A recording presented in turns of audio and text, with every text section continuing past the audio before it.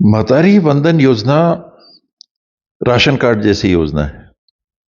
अब वो कानून नहीं बना है, अंतर यही है। अब हिंदुस्तान में ये तय हो गया, जिस चीज को राहुल जी ने उठाया था और उनकी बड़ी आलोचना हुई थी 2019 के लोकसभा के चुनाव में, एक निश्चित न्यूनतम परिवार की आमदनी होनी चाहिए।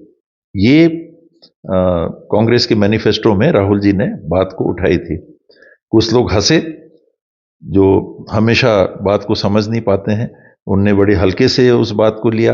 ये कैसे हो सकता है, कैसे किया जा सकता है। अब उसी दिशा में हर राज्य की सरकार चल रही है। तो आप ये मानिए कि ये कोई अब पार्टी की कार्यक्रम नहीं रह गया। ये जिसको क्या कहते हैं कि दूसरे की चीज उठा ली। जब प्रियंका गांधी जी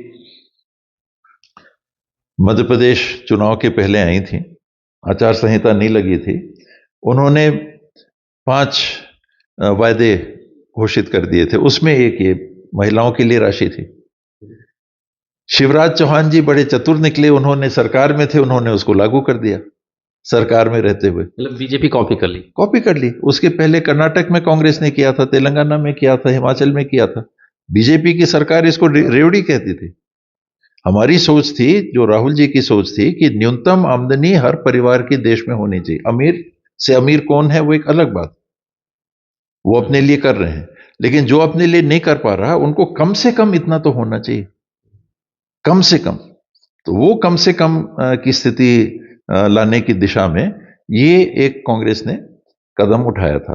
अब उसको सबने अपना लिया। तो जिस राज्य में आप चुनाव देख रहे हैं वो हो रहा है, तो अब जैसे राशन मिलता है वैसे ही ये मिलेगा सब जगह।